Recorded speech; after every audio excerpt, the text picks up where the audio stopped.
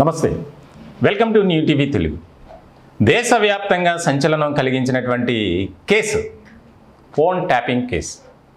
ఇప్పుడు ఈ కేసులో చాలా కీలకమైనటువంటి పరిణామాలు చోటు చేసుకోబోతున్నాయి అనేది మాత్రం ఒక చర్చనీయాంశమైనటువంటి టాపిక్గా మారింది తెలంగాణలో. దేశవ్యాప్తంగా ఒక ప్రాముఖ్యత సంతరించుకున్నటువంటి కేసుగా ఇది మారింది.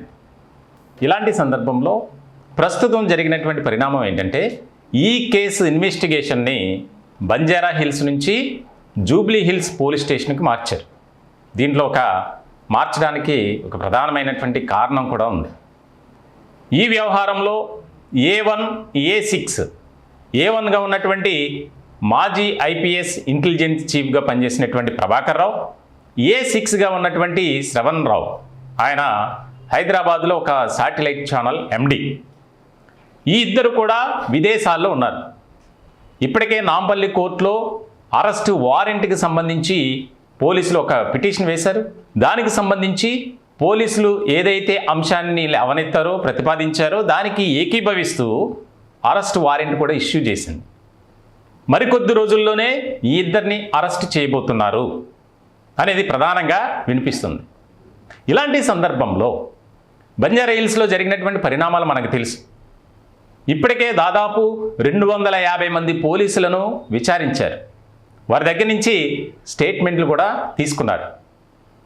ఈ కేసులో ఇప్పటికే అరెస్ట్ అయినటువంటి ప్రణీత్ రావు, భుజంగరావు, తిరుపతన్న, అలాగే రాధాకిషన్ రావు, ఈ నలుగురు ఇచ్చినటువంటి స్టేట్మెంట్స్ ఆధారంగా చేసుకొని ఎవరెవరైతే ఈ ఫోన్ ట్యాపింగ్ వ్యవహారానికి సహకరించారో వారందరి దగ్గర నుంచి స్టేట్మెంట్లు తీసుకున్నారు. ప్రధానంగా ఫోన్ ట్యాపింగ్ ముసుగులో వ్యాపారస్తులను అనేక రకాలుగా వేధింపులకు గురి చేయటమే కాదు, కిడ్నాప్ కూడా చేసి వారి వద్ద నుంచి షేర్లను కూడా బదలాయింపు జరిగిందనేది మనకు తెలుసు. ఆ వ్యవహారంలో రాధాకిషన్ రావుపై కేసు కూడా నమోదైంది. ఇలాంటి సందర్భంలో ఈ కేసు ఇన్వెస్టిగేషన్ని బంజారా హిల్స్ నుంచి జూబ్లీ హిల్స్కి మార్చడం అత్యంత ప్రాధాన్యత సంతరించుకుంది. మరికొద్ది రోజుల్లోనే ఈ ఇద్దరిని హైదరాబాద్కు తీసుకొచ్చే అవకాశాలు కూడా ఉన్నాయి. ఎందుకంటే వారిచ్చే స్టేట్మెంట్ ఆధారంగా చేసుకొని అనేక మంది అరెస్టులు ఉంటాయి. ఇప్పటికీ ఈ కేసులో 4గురిని అరెస్ట్ చేశారు. విచారించిన వారిలో పోలీస్ కానిస్టేబుల్ స్థాయి నుంచి IPSలు ఉన్నారు, IAS అధికారులు కూడా ఉన్నారు, తాజా మాజీలు. సో ఇటువంటి నేపథ్యంలో ఈ యొక్క ఫోన్ ట్యాపింగ్ వ్యవహారంలో చాలా కీలకమైనటువంటి పరిణామాలు ప్రతిరోజు చోటు చేసుకుంటున్నాయి. ఈ యొక్క ఎన్నికల ఫలితాల అనంతరం మరికొన్ని అరెస్టులు ఎక్కువగా జరగబోతున్నాయి. ప్రధానంగా గులాబీ పార్టీకి సంబంధించినటువంటి నాయకులు అరెస్ట్ కాబోతున్నారు అనేది కూడా ఒక రకమైనటువంటి అంశంగా మారింది. ఇప్పటికే అనేక మంది పోలీస్ అధికారులతో మాట్లాడినటువంటి మాజీ IPS ప్రభాకర్ రావు ఈ కేసు విచారణకు ఆయన అమెరికా నుంచి రావటానికి ఇంట్రెస్ట్ చూపించట్లేదు. దానికి ప్రధానమైనటువంటి కారణం ఈ గులాబీ నేతలు అడ్డుపడుతున్నారు అనేది ప్రధానంగా ఒక ఆరోపణగా వినిపిస్తుంది.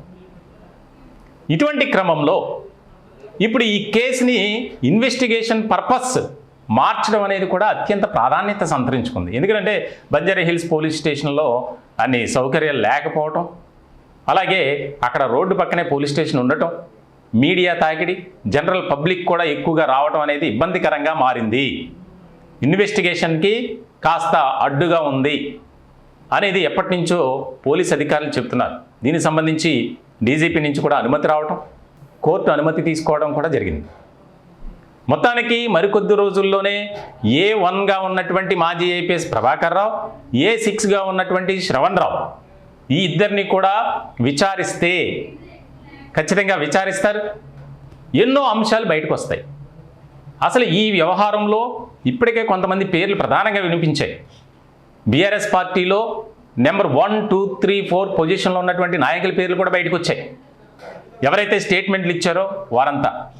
అలాగే కొంతమంది వ్యాపారస్తులు కూడా వచ్చి మమ్మల్ని బెదిరించారు, లక్షల్లో మా దగ్గర నుంచి లూటీ చేశారు, విచారణ పేరుతో మమ్మల్ని చిత్రహింసలకు గురి చేశారు అనేది వారు స్టేట్మెంట్ ఇచ్చారు.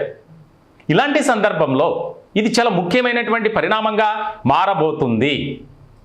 ప్రభాకర్ రావు, శ్రవణ్ రావు ఈ ఇద్దరు కూడా వచ్చి స్టేట్మెంట్ ఇస్తే చాలామంది వ్యవహారం బయటకు వస్తుంది. వారిలో ప్రజాప్రతినిధులు, అలాగే పోలీస్ అధికారులు, ఇతర విభాగాలకు సంబంధించినటువంటి ముఖ్యమైనటువంటి అధికారులు కూడా. ఎందుకంటే ఇప్పటికే ఈ నలుగురు కూడా స్టేట్మెంట్స్ ఇచ్చారు. మా బాస్ చెప్తే మేము విన్నాం, చేసాం, అంతే తప్ప ఇందులో మా పర్సనల్ ఇంట్రెస్ట్ ఏమీ లేదు అనేది. అంటే ప్రభాకరరావు ఆదేశాలు జారీ చేయడంతోనే మేము ఇచ్చాం, మేము చేసాం, మేము బెదిరించాం, ఇలా చెప్పారు. ఇప్పుడు ఈ ప్రభాకరరావుని ఎవరు ఇన్ఫ్లుయెన్స్ చేశారు అనేది ముఖ్యమైనటువంటి పరిణామంగా మారింది. అందరికీ తెలిసినటువంటి అంశమే, కానీ ఆయన స్వతహాగా స్టేట్మెంట్ ఇవ్వాలి. ఇక్కడ ముఖ్యమైనటువంటి పరిణామం అది. దానికోసమే పోలీసులు వెయిట్ చేస్తున్నారు. ఆయన ఇచ్చేటువంటి స్టేట్మెంట్ ఆధారంగా చేసుకొని మరికొంతమందిపై కేసులు నమోదు చేయటం, దానికి సంబంధించి నోటీసులు ఇవ్వటం, వారి దగ్గర నుంచి స్టేట్మెంట్లు, అలాగే అరెస్టులు కూడా ఖచ్చితంగా ఉంటాయి అనేది మాత్రం వాస్తవమైనటువంటి అంశంగా దీనిపై చర్చ జరుగుతుంది.